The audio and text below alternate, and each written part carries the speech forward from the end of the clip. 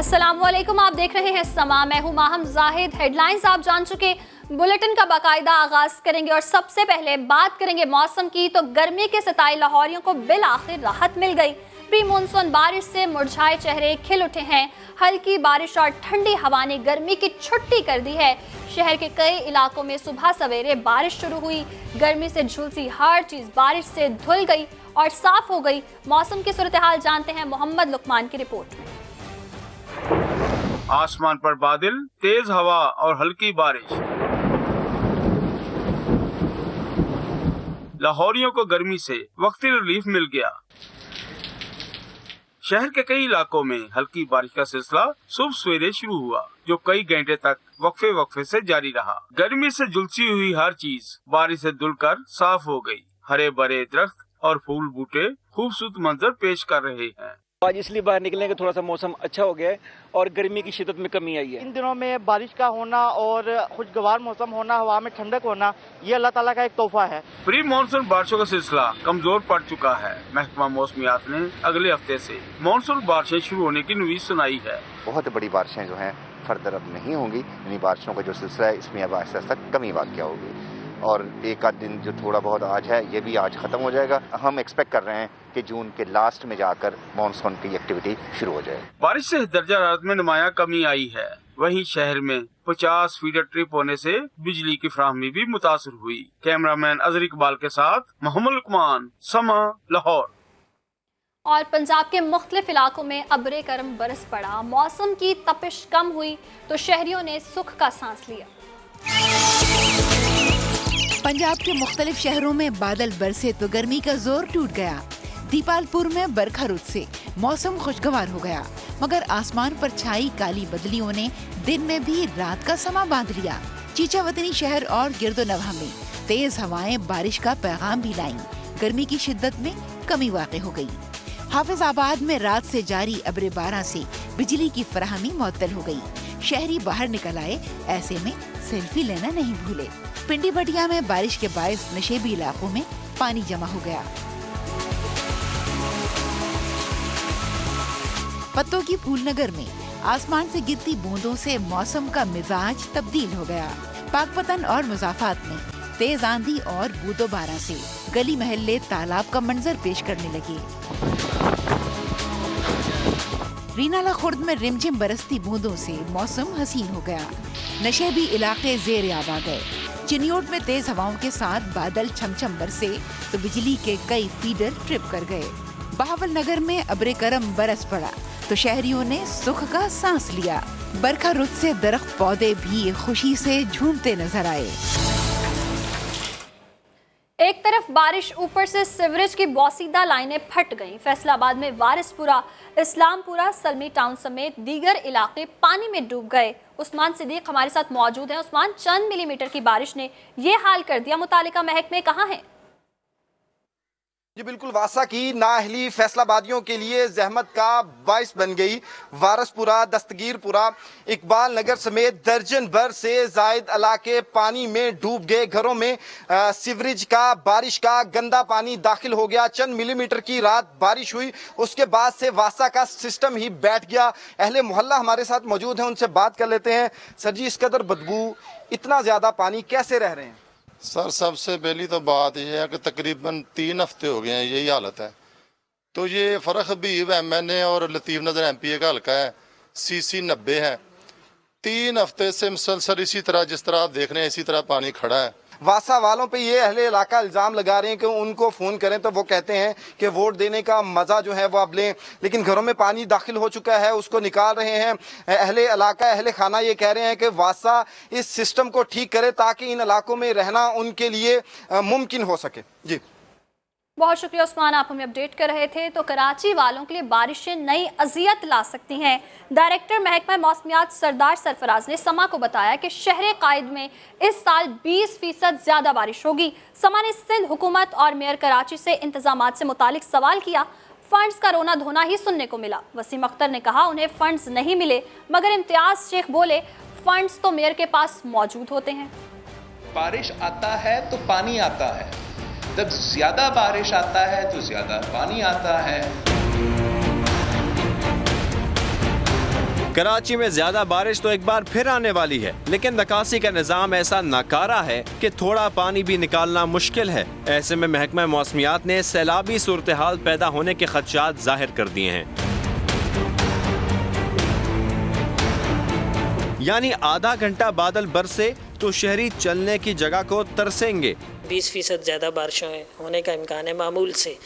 आधे घंटे में भी 50 मिलीमीटर बारिश अगर पड़ जाए और बहुत तेज़ी से बारिश अगर गिर रही हो तो उतनी तेज़ी से ड्रेन आउट ना हो रही हो तो वो अर्बन फ्लडिंग का समा पैदा कर देती है। पिछले साल आपने देखा कि कभी 100 मिलीमीटर कभी 150 मिलीमीटर थोड़े वक्त में एक आध घंटे में अगर पड़ जाती थी तो शहर चौक हो जाता था। तो ये खदशा मौजूद रहेगा। समा ने मेयर कराची से सवाल किया तो उन्होंने साफ कह दिया, फंड्स होंगे तो नाले साफ हो जाएंगे और फंड सिंध हुकूमत ने देने हैं, जिसके लिए वजीर आला को खत लिख दिया है। KMC की कैपेसिटी नहीं है कि हम वो जो कराची के बड़े नाले हैं तकरीबन 40 उनके इवन चोकिंग पॉइंट्स भी हम क्लियर कर सकते हैं। CM साहब को भी लेटर लिख के भेज चुका हूँ कि ये या तो इक्विप किया जाए या हमें मशीनरी दी जाए या हमें फंड्स रिलीज किए जाएं। उम्मीद है कि शायद मंडे तक काम शुरू हो सकता है। नालों की सफाई के लिए वसीम अख्तर फंड्स का मुतालबा कर रहे हैं, लेकिन सूबाई वजीर इम्तियाज शेख कहते हैं फंड्स तो मेयर के पास मौजूद होते हैं। देखें, ये लोकल गवर्नमेंट डिपार्टमेंट करता है नालों की सफाई और रूटीन है, ये हर साल होता है और उसके साथ मेयर के पास भी इसके अपने फंड्स होते हैं जिसकी वजह से ये नाले भी साफ होते हैं। मेयर साहब को भी करना चाहिए, अगर उनको कोई तकलीफ है या उनके फंड्स का मसला है तो फौरी तौर पे CM साहब से मिलें। सवाल ये है कि बारिशों से पहले अरबाब इख्तियार कुछ काम भी करेंगे या अवाम एक बार फिर मेयर कराची और सिंध हुकूमत के दरमियान फंड्स का पुराना झगड़ा ही देख सकेंगे, या फिर गलियां और सड़कें पानी से भर जाने पर बिलावल भुट्टो जरदारी की मंतक सुनकर अपना गम गलत करना पड़ेगा। जब ज्यादा बारिश आता है तो ज्यादा पानी आता है। नई बारिशों पर फंड्स की पुरानी बहस शुरू हो चुकी है, मगर बरसाती नालों की सूरत हाल क्या है, इस पर खुर्शीद आलम ने रिपोर्ट तैयार कर रखी है, वो आपको दिखाते हैं। इस बार बादल खूब जमकर बरसेंगे, मगर कराची में बरसाती नाले अब तक कचरे से भरे पड़े हैं। ये कब साफ होंगे किसी को मालूम नहीं। बारिशों की सूरत में बरसाती नालों के अतराफ बसने वालों को शदीद खतरात लाहक हो सकते हैं। पूरे घरों में पानी आता है, कम से कम ना आगे तक वो 30-30 फुट तक पानी जाता है। ये सब बस्ती है पूरे खाली हो जाते हैं। बारिश आती है तो ये पानी मजीद ये पुल के ऊपर से जो है ना जाता है और जो घर हैं घरों के अंदर पानी यानी कि आधे आधे कमरे से ऊपर पानी हो जाता है। शहरी इदारे हर साल बरसाती नालों की सफाई के दावे करते हैं, मगर हमेशा ही बरसात का पानी इन दावों को बहा ले जाता है। कैमरामैन मोहसिन अली के साथ खुर्शीद आलम, समा, कराची। पिछले साल बारिशों के बाद नाअहली के सैलाब ने कराची में बड़ी तबाही मचाई थी, कई अफराद की जानें चली गई थी। क्या क्या हुआ, चंद झलकियां आपको दिखाते हैं।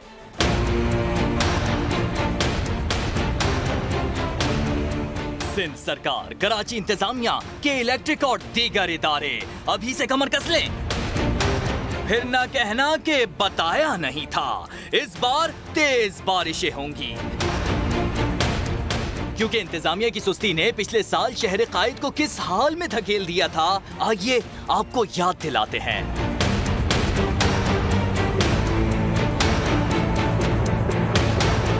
यह है कोरंगी कॉजवे, जहां कई लोग फंस गए थे। सादी गार्डन सैलाबी सूरत हाल में बह गया था। कराची की छोटी बड़ी गलियां बारिश के पानी में ही नहीं बल्कि सीवरेज से भी भर गई थी।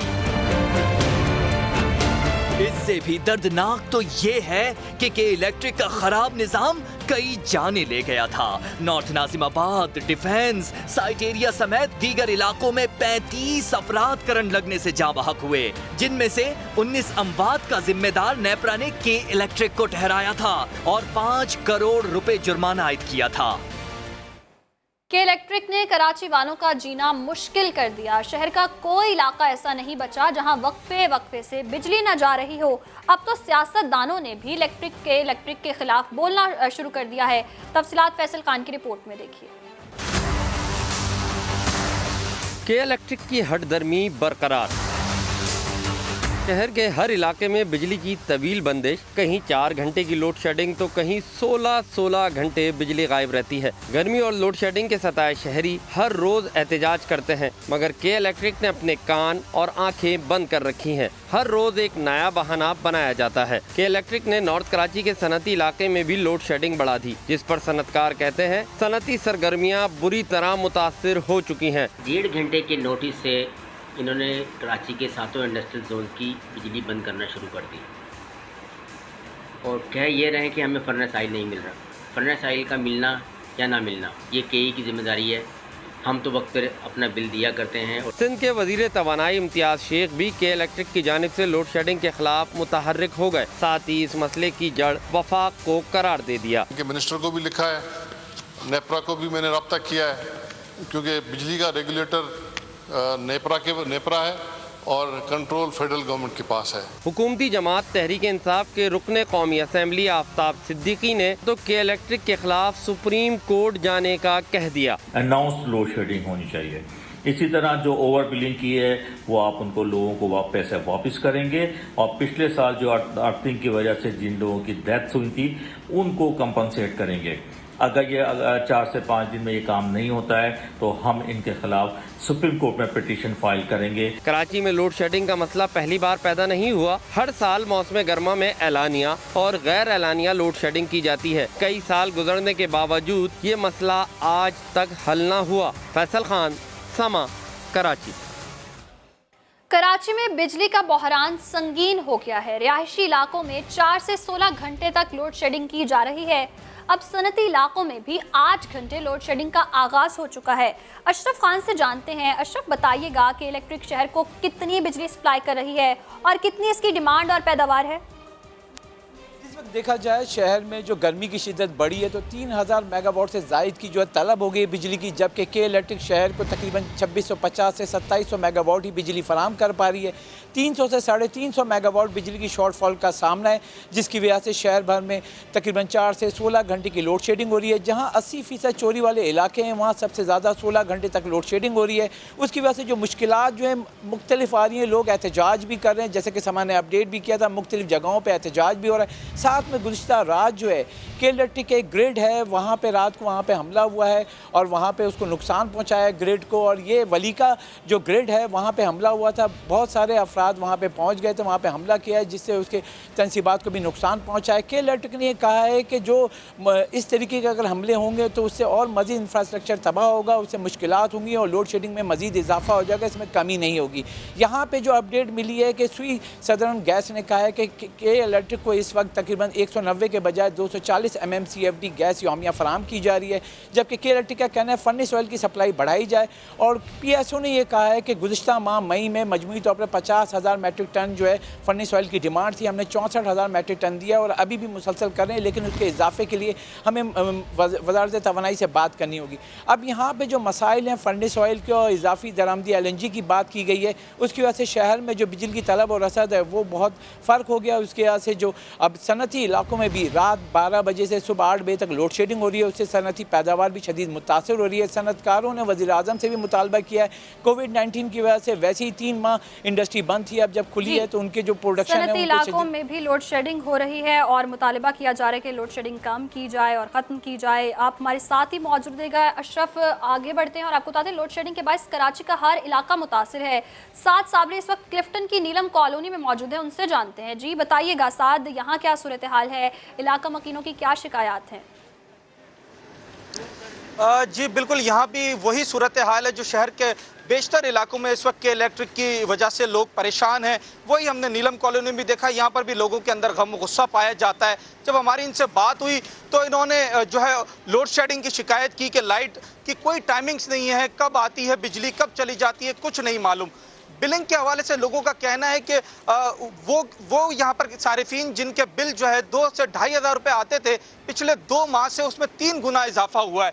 इस वक्त शदीद गर्मी है और यहाँ पर अहले इलाका जो है, आप मेरे अकब में भी देख रहे होंगे कि ये बिलिंग के खिलाफ एहतिजाज करते हुए यहाँ पर अपने बिल हाथों में लिए हुए खड़े हैं। और इनका के इलेक्ट्रिक से और हुकूमत से ये मुतालबा है कि जो कोरोना वायरस के इस मुश्किल हालात में बिलों का अजाब इनके ऊपर डाला गया है उसको कम से कम किया जाए। शदीद मुश्किलात में इस वक्त नीलम कॉलोनी के जो मकीन है वो हमें नजर आते हैं। जब हमारी अहले इलाका से बात हुई, हम इलाके के अंदर गए तो उन्होंने हमें ये बताया कि दिन के अंदर 1 घंटा बिजली आती है, 1 घंटा गायब हो जाती है, कोई एक वक्त मुकर्रर नहीं किया गया। इलाका मकीन जो है वो शदीद गम और गुस्से का इजहार करते हैं और उन्होंने बार बार ये मुतालबा किया है कि जो ओवर बिलिंग की जा रही है खुदारा इसको कम किया जाए। ओवर बिलिंग की जा रही है और शहरी गम और गुस्से का शिकार हो चुके हैं। बहुत शुक्रिया साद, आप हमें अपडेट करे थे, जबकि अशरफ खान भी हमें अपडेट करे थे, बहुत शुक्रिया। आगे बढ़ेंगे, आपको बताएंगे कराची में एक बार फिर बिजली बहरान क्यों पैदा हुआ। बिजली के हालिया बहरान के पीछे वफाकी हुकूमत की नाअहली साबित हो गई। PSO और के इलेक्ट्रिक की बार बार सिफारिशात के बावजूद भी फर्नेस ऑयल के दरामद पर पाबंदी उठाने में ताखीर की गई। इस्लामाबाद से वहाब कामरान की रिपोर्ट देखिए। कराची में तवील लोड शेडिंग की जिम्मेदार वफाकी हुकूमत है। तब्दीली सरकार ने फर्नेस ऑयल की दरामद पर बिना सोचे समझे ही पाबंदी लगा दी। के इलेक्ट्रिक और PSO ने खतूत तो लिखे, लेकिन तब तक बहुत देर हो चुकी थी। हुकूमत ने इस साल के आगाज में फर्नेस ऑयल की दरामद पर पाबंदी लगाई। 2 जून को के इलेक्ट्रिक ने PSO को खत लिखा और जून के लिए 1,30,000 मैट्रिक टन फर्नेस ऑयल देने की सिफारिश की, लेकिन जवाब मिला सिर्फ 90,000 मैट्रिक टन फर्नेस ऑयल दे सकते हैं। PSO और के इलेक्ट्रिक दोनों ने बिजली की पैदावार बढ़ाने के लिए फर्नेस ऑयल दरामद करने की इजाज़त के लिए भी खत लिखे। 20 जून को हुकूमत ने फर्नेस ऑयल की दरामद पर पाबंदी तो हटाई, 1,40,000 मैट्रिक टन फर्नेस ऑयल के 2 कार्गो जहाज 12 से 15 दिन तक कराची पहुँचेंगे। फर्नेस ऑयल की दरामद पर बर वक्त पाबंदी क्यों न हटाई, जवाब जानने के लिए वफाकी वजीर तवानाई उमर अयूब से बारहा राब्ता किया गया, लेकिन कोई जवाब न मिला। नेपरा ने भी तवील लोड शेडिंग और ओवर बिलिंग पर के इलेक्ट्रिक से तफसीली रिपोर्ट तलब कर रखी है। हुकाम का कहना है कि रिपोर्ट की रोशनी में अथॉरिटी मजीद इकदाम उठाने का फैसला करेगी। वहाब कामरान, समा, इस्लामाबाद। हर साल की तरह इस बार भी मौसम गर्मा कराची के शहरियों के लिए इम्तिहान बनकर रह गया है। शहर के मुख्तलिफ इलाकों में घंटों बिजली गायब रहना मामूल बन चुका है। कारोबारी इलाकों में दुकानदार और ताजिर बिजली चली जाने की सूरत में क्या क्या करते रहे, ये भी जानेंगे। आपको बता चलें कि शहरी परेशान है और मौसम गर्मा जो है इस बार इम्तिहान बन गया है शहरियों के लिए। कराची में के इलेक्ट्रिक की जानिब से लोड शेडिंग यानी आवाम और बिजली के दरमियान ख़त्म न होने वाली आंख मचोली का सिलसिला शुरू हो चुका है। इस हवाले से हम मालूम करेंगे दुकानदारों से और ताजिरों से कि उन्होंने इस मसले का क्या हल निकाला है। लाइट चली जाए तो फिर क्या करेंगे आप? लाइट अगर चली जाती है तो हम जनरेटर ऑन करते हैं। UPS वगैरह जो ऑन करते हैं वो तो आपको पता है कि इतना काम नहीं करते जनरेटर। लेकिन लाइट का मसला ये है कि या तो 1 घंटे जाती है तो फिर अमूमन 2 घंटे 2.5-3 घंटे तक लाइट आती है, फिर जब तक तो हम जनरेटर नहीं चला सकते हैं। लाइट चली जाएगी फिर क्या करते हैं आप? बस हाथ का पंखा चलाते हैं, हिम्मत फैन फारिग बैठते हैं, पंखा चलते रहते हैं, कस्टमर का इंतज़ार करते रहते हैं। लाइट बहुत लंबी लंबी आ रही है। फिर तो आपकी दुकान में लाइट है, लाइट चली जाएगी फिर क्या करते हैं आप? फैन बिल्कुल हिम्मत फैन, ये हिम्मत फैन होता है ना, इससे हवा सुकून से मिल जाती है। बस सुकून मिल जाता है, कोई वो नहीं होता। गर्मी ऐसी है इनको कुछ शर्म ही नहीं आती लाइट वालों को। कुछ दुकानदार जनरेटर चलाते हैं तो किसी ने UPS का सहारा ले रखा है और जिनके पास ये भी नहीं उनका सहारा है ये हिम्मत फैन। कैमरामैन मोहसिन अली के साथ खुर्शीद आलम, समा, कराची। सिंध असम्बली में भी बिजली चली गई, ऐवान अंधेरे में डूब गया। जी तो जहां हर इलाके में बिजली गायब है, वहां सिंध असम्बली में भी बिजली चली गई है, ऐवान अंधेरे में डूब गया है। मजीद जानेंगे संजय साधवानी से। संजय बताइएगा। जी बिल्कुल, सिंध असम्बली के ऐवान में भी बिजली चली गई है, यहाँ भी लोड शेडिंग हुई है, ऐवान अंधेरे में डूब गया है। इजलास में सूबाई वजीर इस्माइल राव की तकरीर जारी थी कि अचानक बत्ती गुल हो गई और स्टैंड बाय जनरेटर से अब जो है वो बिजली फराम की जा रही है, मगर सिंध असम्बली का जो बड़ा जनरेटर है वो भी खराब हो गया था, जिसकी वजह से अंधेरे में सिंध असम्बली का ऐवान कुछ देर के लिए डूब गया था। तो जिस तरह पूरे शहर के लोग इस लोड शेडिंग से परेशान हैं, तो अब सिंध असम्बली के जो अराकीन हैं वो भी इस लोड शेडिंग से परेशान है, क्योंकि सिंध असम्बली में बजट इजलास जारी है और इस दौरान लोड शेडिंग हुई है। जी, सिंध असम्बली में बजट इजलास जारी था और बत्ती जो गुल हो गई। बहुत शुक्रिया संजय साधवानी, आप हमें अपडेट कर रहे थे। वज़ीर आज़म इमरान खान का टाइगर फोर्स के रजाकारों से बातचीत करते हुए कहना था, अगर अवाम ने SOPs पर अमल न किया तो अस्पतालों पर बोझ बढ़ जाएगा। अगर रजाकार SOPs पर अमल दरामद करवाने में कामयाब हो गए तो 1 महीने में वबा पर काबू पा लिया जाएगा। आम आदमी समझता नहीं है कि कितना इम्पोर्टेंट है कि हमने ये जो SOPs यानी जो शराइत रखी हुई हैं इनके ऊपर अमल करें, क्योंकि वो अमल नहीं करते हमें ख़तरा ये है कि ये बहुत बड़ा प्रेशर पड़ जाएगा हमारे हॉस्पिटल्स पे, हमारे हेल्थ सर्विसेज पे। तो क्योंकि एडमिनिस्ट्रेशन बेचारी थक गई है, उनके ऊपर हम इतना बोझ भी नहीं डाल सकते, उन्होंने अपना भी काम कर रहे हैं साथ, तो इसलिए सारी जो जिस मुल्क में कामयाब हुआ है ना ये सोशल डिस्टेंसिंग या SOPs पे अमल करना, उधर सारा वॉलंटियर नेटवर्क है और हमारे पास माशाल्लाह ज़बरदस्त अभी तक आपकी जो फोर्स है और बड़े पढ़े लिखे लोग आए। तो मैंने आपको कहना था कि ये एक महीना हमारा बहुत इम्पोर्टेंट है। इसमें अगर हम रोक गए, अल्लाह ने बचाया हुआ है अभी तक, बाकी दुनिया में जिस तरह की तबाही मची है वायरस की वजह से, अल्लाह ने हमें बचाया हुआ है। ये हम महीना गुजार गए, अगर वो लोगों थोड़ा सा लोगों को एहतियात करवा दी तो इंशाल्लाह जो हमारा ख्याल हम पीक से निकल जाएंगे। और आलमी बैंक ने पाकिस्तान के लिए 23 करोड़ 60 लाख डॉलर ग्रांट और कर्ज की मंजूरी दे दी है। मजीद जानते हैं शकील अहमद से। शकील, बताइएगा किन शोबों के लिए फंड्स मुख्तस किए गए हैं? देखें, ये रकम जो है ये सूबा खैबर पख्तूनख्वा और बलूचिस्तान में तालीम और सेहत पर खर्च किए जाएंगे। वसाइल जो है कोरोना के बायस इंसानी चैलेंजेस से निपटने के लिए भी इस्तेमाल हो सकेंगे। जो मंजूरी दी गई है आलमी बैंक की जानिब से, वाशिंगटन में बोर्ड ऑफ डायरेक्टर्स ने ये मंजूरी दी है। Khyber Pakhtunkhwa human capital investment project पर 20 करोड़ और इसी तरह बलूचिस्तान का जो मंसूबा है उस पर 3 करोड़ 60 लाख डॉलर खर्च होंगे। अब फंड की मंजूरी हो गई है, अब ये जल्द पाकिस्तान को ट्रांसफर हो जाएंगे। इस मंसूबे से पख्तूनख्वा की 25% आबादी को फायदा होगा और इसके अलावा 1.5 अरब डॉलर पाकिस्तान को मौसूल हुए हैं आलमी मालियाती इदारों से। 1.5 अरब रुपए पाकिस्तान को मौसूल हुए हैं। बहुत शुक्रिया शकील, आप हमें अपडेट कर रहे थे। और PTI रहनुमा हलीम आदिल शेख सिंध असेंबली में इजहार ख्याल कर रहे हैं। मोहतरम स्पीकर साहेब, गुज़िश्ता रोज कब्रिस्तान से 2 करोड़ की दवाइयां रिकवर की हैं लाड़काना पुलिस ने। अरे डूब मरो, इन टिड्डों ने तो कब्र दवाइयां भी खा गए। 2 अरब की 2 करोड़ की दवाइयां और दी किसको? और पूरे सिंध में जब दवाइयां ये खा जाएंगे तो मीर हसन को क्यों मिलेगी? दवाइयां बिक जाएंगी तो हसन को क्यों मिलेगी? दवाइयां बिक जाएंगी तो फिर आपके गड़ी यासीन में मरूम वो बेचारे फकीर सिकंदर खोकर को एम्बुलेंस क्यों मिलेगी? वहां भी डांसर है, DHO साहब डांस करता है, शर्म है, डूब मरे दफा डांस करते हैं दिन में टुन होकर। तो बात है DHO शिकारपुर, चूंकि वो लाडला है, लाडलो मानुआ सही खास मानुआ साहब जो उन्हें भली डांस करे, भली सुमे कुछ ना करे, भाई खास मानुआ करे भी तो भली डांस करे, डूब मरे।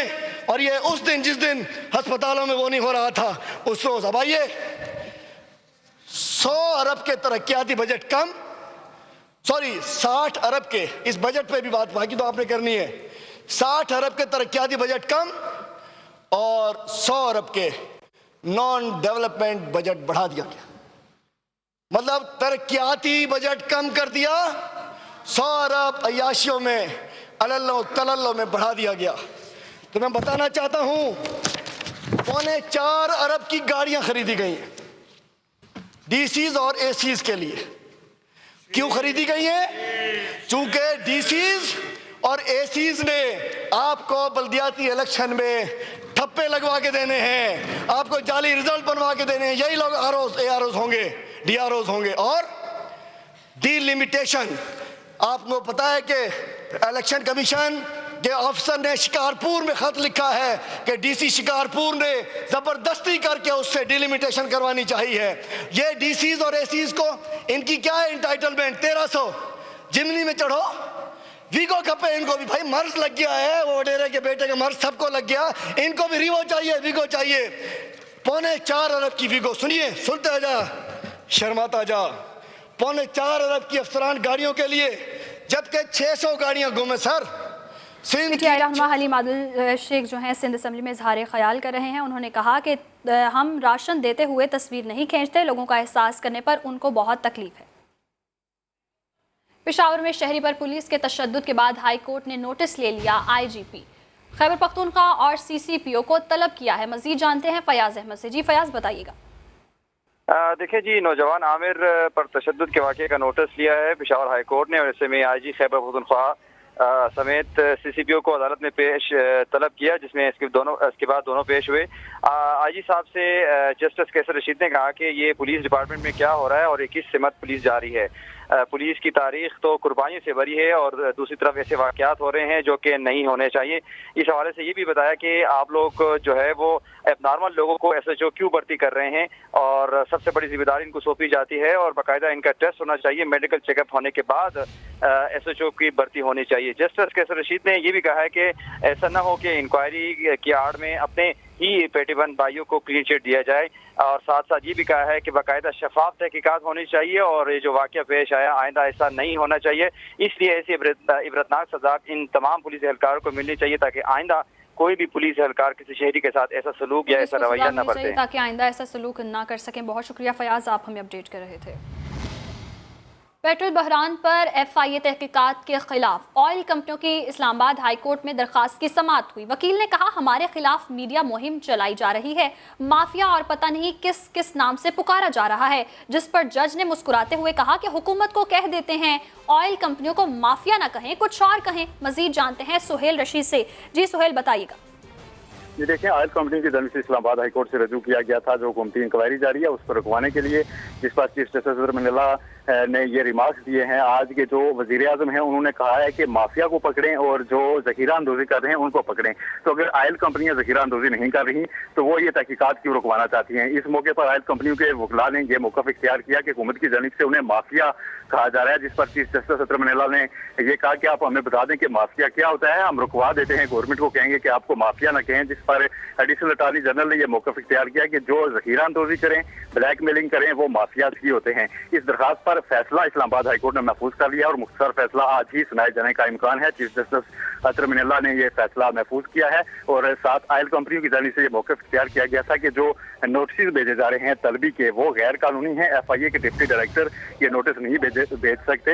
इस पर विभाग की जानिब से यह आगाह किया गया कि FIA के डिप्टी डायरेक्टर जो तहकीकात करने वाली कमेटी है उसके मेंबर हैं और मेंबर की हैसियत में ही ये जो तलबी के नोटिस हैं वो भिजवा रहे हैं। ये फैसला आज किसी भी वक्त अब सुनाए जाने का इम्कान है। ये फैसला आज किसी भी वक्त सुनाया जा सकता है। बहुत शुक्रिया सुहेल रशीद, आप हमें अपडेट कर रहे थे। स्मार्ट लॉकडाउन के नाम पर लाहौर के कमर्शियल इलाकों को भी बंद कर दिया गया है। गुलबर्ग और डिफेंस जाने वाले तमाम रास्ते रुकावटें लगाकर बंद कर दिए। दफातर और कारोबारी मराकज़ को जाने वाले शहरी रास्ता ढूंढते रह गए। नाकों पर शहरी पुलिस एहलकारों के साथ बहसो तकरार भी करते रहे। सूरत हाल जानते समा के नुमाइंदे शाहिद हुसैन से। जी शाहिद, बताइएगा क्या सूरत हाल रही? जी, इस वक्त हम गुलबर्ग के इलाके लिबर्टी चौक में मौजूद हैं और ये उन 7 इलाकों में से एक इलाका है जिनको कल रात 12 बजे के बाद बंद किया गया है। जो 7 इलाके कल रात 12 बजे बंद किए गए हैं उनमें गुलशन रावी, फैसल टाउन, अंदरून शहर, गुलबर्ग, मॉडल टाउन और गार्डन टाउन के इलाके शामिल हैं।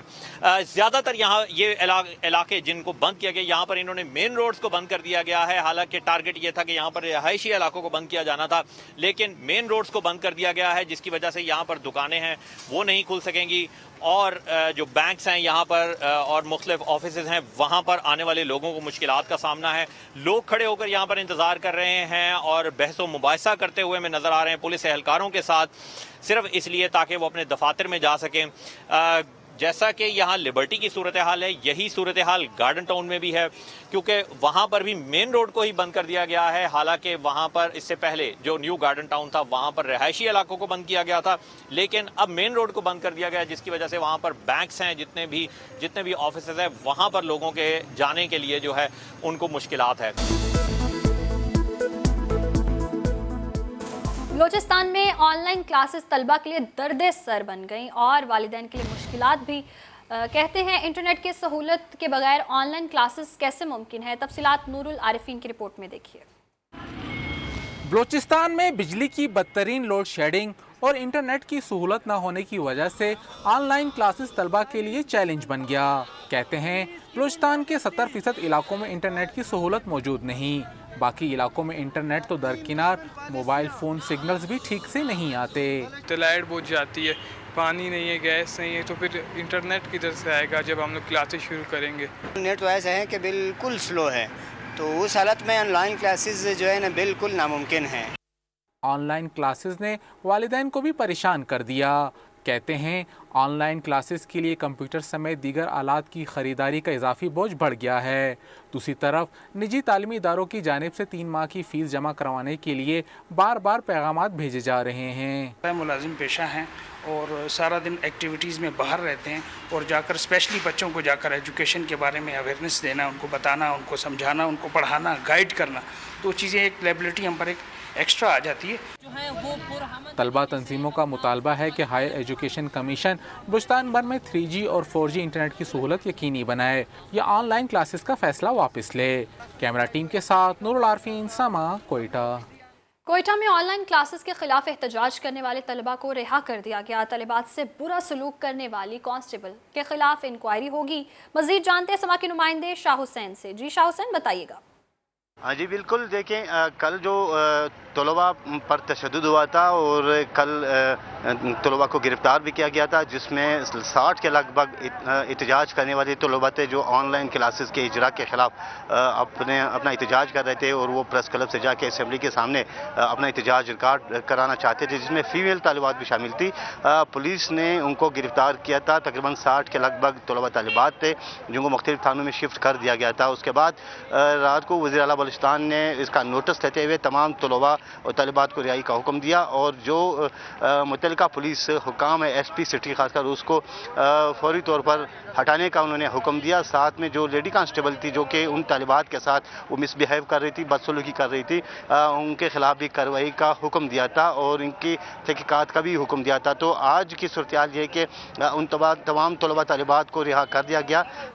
बहुत शुक्रिया शाह हुसैन, आप हमें अपडेट करे थे। मिंगोरा का मुफलिस वालिद मूजी अमराज का शिकार बच्चों के इलाज के लिए हुकूमती तवज्जो का मुंतज़िर है। सैयद शहाबुद्दीन की रिपोर्ट देखिए।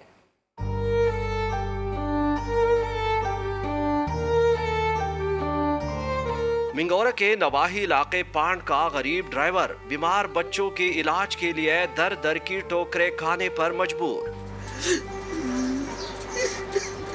हीमोफीलिया के मरज का शिकार 12 साला हबीबुल्लाह ने हुकूमत से मदद की अपील की है।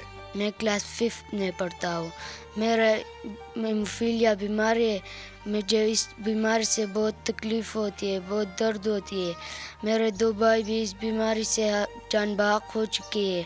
हुकूमत से मेरा ये दरख्वास्त है कि वो मेरा इलाज करे। इसका भी इलाज हो सकती है, ये नाबीना की भी इलाज हो सकती है। हमने बहुत डॉक्टरों को दिखाया लेकिन वक्ती इलाज किया, उसने बोला कि इसमें पैसा बहुत आएगा। हमारे पास पैसा नहीं है और हमने अपने मेहनत की कमाई सब कुछ इसके ऊपर लगाया, अपनी जिस्म का खून दिया है। 12 ड्रिप हमने अपना खून दिए हुए सफ़ेद खून निकाल कर और उसको चढ़ाया है। बस इसका ज़िंदगी चल रहे, बस हमारे पास अल्लाह की सिवा और कुछ नहीं है। गरीब ट्रक ड्राइवर को किराए के खस्ता हाल घर में रहने के दौरान दीगर मुश्किलात का भी सामना है। गुर्बत और बेबसी की तस्वीर बने ट्रक ड्राइवर शाहजमीन किसी मसीहा के मुंतज़िर है जो इनके पूल जैसे बच्चों की ज़िंदगी बचाने में मदद करे। कैमरामैन फरजंद अली के साथ सैयद शहाबुद्दीन, समा, स्वात। झंग के गांव शरीफाबाद में मुलजिम ने घर की दीवार फलांग कर कमरे में मां के साथ सोए बच्चे को अगवा किया और फरार हो गया। बच्चे की हालत बिगड़ी तो उसे मुल्तान अस्पताल ले गया। पुलिस को शक हुआ तो मुलजिम 6 दिन बाद गिरफ्तार कर लिया गया। मजीद जानते हैं अरशद खान से। जी अरशद, बताइएगा इस कार्रवाई के हवाले से। जी बिल्कुल, ये वाकया जो है वो झंग के नवाही इलाके शरीफाबाद में पेश आया, जहां मुजफ्फर नामी शख्स के यहाँ जो पहला बेटा पैदा हुआ था, मगर बच्चे की पैदाइश के कुछ रोज बाद जो है रात के वक्त घर के सहन में माँ के साथ सोया हुआ मासूम बच्चा जो है वो अचानक गायब हो गया। बच्चे की वालिदा ने जब सुबह बच्चे को अपने पास ना पाया तो उसकी ममता जो है वो तड़प उठी और उसके अहले खाना जो है वो भी काफी परेशान हुए कि छोटा सा बच्चा घर से कैसे गायब हो सकता है, और दिल में उनके जो है अजीब से ख्यालात आने लगे। तो उन्होंने पुलिस को इतला दी।